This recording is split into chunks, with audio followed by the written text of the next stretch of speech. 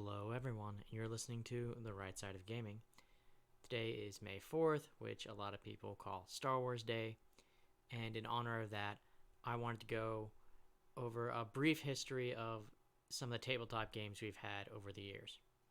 Specifically, I'm just going to be limiting this to role-playing games, trading card games, and miniatures games, although there might be a few that get left out.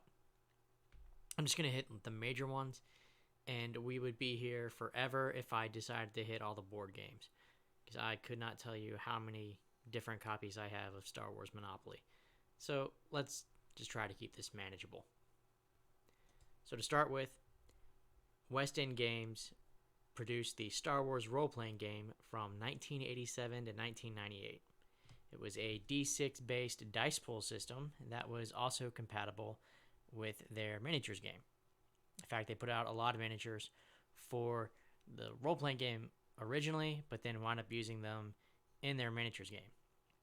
This wound up being a big hit among the fans, the game itself, and a lot of people would either translate content from subsequent RPGs into the West End version, or sometimes they decided they liked the West End version and they would try to translate that into newer RPGs. Now, after West End Games, Wizards of the Coast picked up the license for Star Wars and published its Star Wars role-playing game from 2000 to 2010. Now, Wizards of the Coast, if you're not aware, also puts out Dungeons & Dragons. This game was actually based on the same D20 system as 3rd edition Dungeons & Dragons. So it was familiar to a lot of players and it was a little easier for them to work with. They even released a subsequent edition of the game, Saga Edition, which was something of a 3.75 because it was somewhere between 3.5 and 4th edition mechanically, and a lot of the things that they tried in Saga Edition, they actually carried over into 4th edition Dungeons & Dragons. Now, after Wizards of the Coast, Fantasy Flight Games picked up the license, and they put out their own RPG in 2012.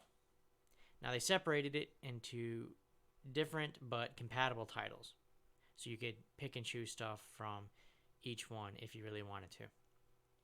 But you had Edge of the Empire for playing your scum and outlaws. There was Age of Rebellion for your more traditional rebels versus Imperials type of game, and Force and Destiny for campaigns focused on Jedi and Force users. They also released some sequel and prequel trilogy supplements. And as kind of a recurring theme in a lot of the Fantasy Flight games, they use their own special dice, which they're still shaped like the regular RPG dice, but instead of using numbers, they use a variety of symbols or blank spaces. And they'll tell you, like, for example, in the RPG version, if you succeed or fail, or if there's an additional minor positive or negative effect. And you can use normal dice for a lot of their games. It just takes a while because you have to go through and sort of translate on a chart all the different, what everything means. So honestly, it's easier to just use their dice. Moving on to Tcgs, the first card game, the Star Wars CCG, was published by Decipher from 1995 to 2001. So it covered the original trilogy, Shadows of the Empire, which was a book and I think a video game between Empire Strikes Back and Return of the Jedi, and then it also covered The Phantom Menace. Essentially, players fought over various locations, and the goal was to cause your opponent to discard all of his or her life force. And think of that as a little bit more advanced version of decking someone out, as cards would get sort of cycled through different piles in the game. This was a little bit more complicated than some of the other games that we might see, but I think that's part of the reason why it still has a little bit of a cult following. Now, after Decipher, that's when Wizards of the Coast picked up the license, and they put out their own trading card game from 2002 to 2005. And the goal here was to take over 2 of the 3 different arenas. You had the space arena, the ground arena, and the character arena. And what made this game kind of unique is that you would roll dice when you're attacking, determine how much damage a unit did, and also if you triggered any other special effects.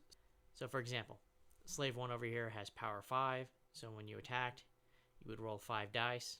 How the dice worked is a 4, 5, and 6 would hit, 1, 2, and 3 were misses, and sometimes they might have an effect like, oh, you do critical damage on a 6, so you do 2 damage or something like that. And then they all often would have various abilities and characters, and in particular would let you use force, which you would generate each turn to buy special stuff. I know I'm speaking a little bit more on this one, but I actually really enjoyed this one, but since there was all these dice, naturally it didn't go over very well. Now after Wizards of the Coast, you had Fantasy Flight Games picking up the license, and they made a couple of card games. The first was a living card game, which they published from 2012 to 2018. Now living card games were different in that instead of randomized booster packs where you buy stuff, you open it up, you don't know what you're getting, and you're hoping you get something really good or really rare. When you bought LCG products, you always got the exact same cards. So if you bought the starter box, yeah, you always got the same cards. But if you bought any of the expansions, each time you bought that expansion, it'd have the exact same cards. And you were, I think, limited to using 2 sets of something at the most anyway, so you didn't need to buy a whole lot of them. It sort of kept costs down. And in particular, whenever you built your deck, you would build them out of sets of cards rather than individual ones. So you might have a set of cards, and it would have 6 cards in it, and then an objective. And if you wanted to use one of those cards, you had to use all of them. You couldn't just stick all the best cards from every expansion into your deck. You had to use them together. So you could balance out a really strong character by having some weaker stuff that went along with it.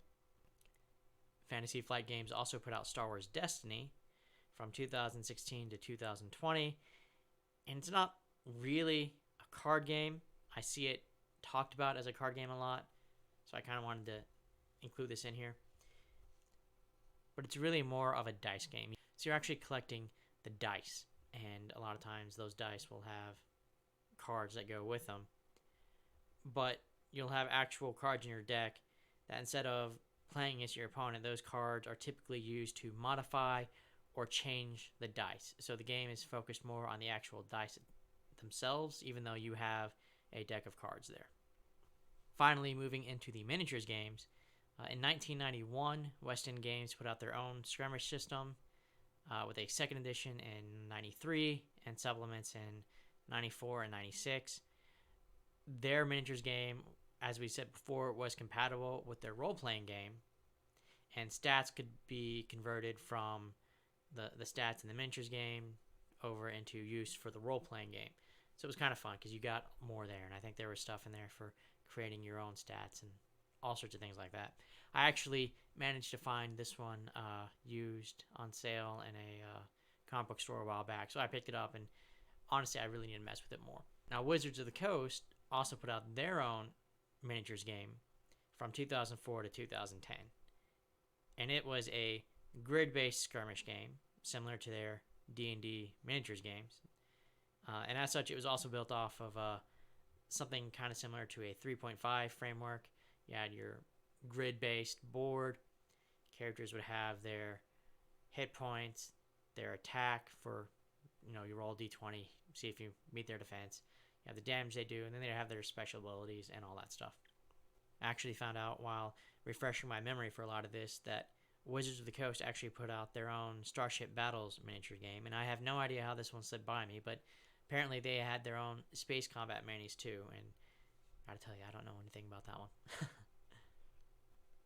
Now, once Fantasy Flight Games got a hold of the license, they actually went out and published multiple miniatures games, and they're still ongoing. So we have X-Wing for starfighter combat, Armada for larger scale battles using your capital ships, and Legion, which is a skirmish-based game using your characters and troops.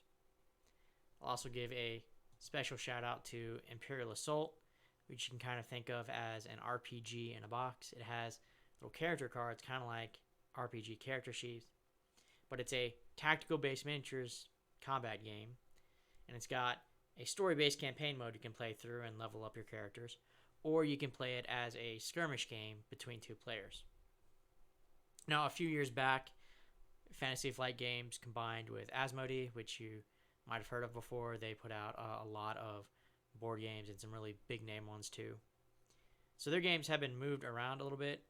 The most recent thing I could find said that the miniatures games now fall under Atomic Mass Games, which is an Asmodee subsidiary, and the RPGs are under Edge Entertainment, which I think is also an Asmodee thing that they set up.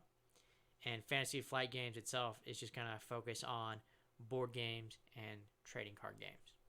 Well, that's all I had for today. Thank you guys so much for listening. If you want to leave a like, comment, subscribe, that'd be great. Maybe tell me a little bit about which Star Wars games you guys play and which ones you have really enjoyed over the years or which ones you didn't. Maybe even tell me why, because that's always fun to hear. What I really enjoy isn't always what someone else really enjoys, and it could be for completely different reasons. And if not, that's okay too. I understand. Either way, I hope you have an awesome day, and may the Force be with you.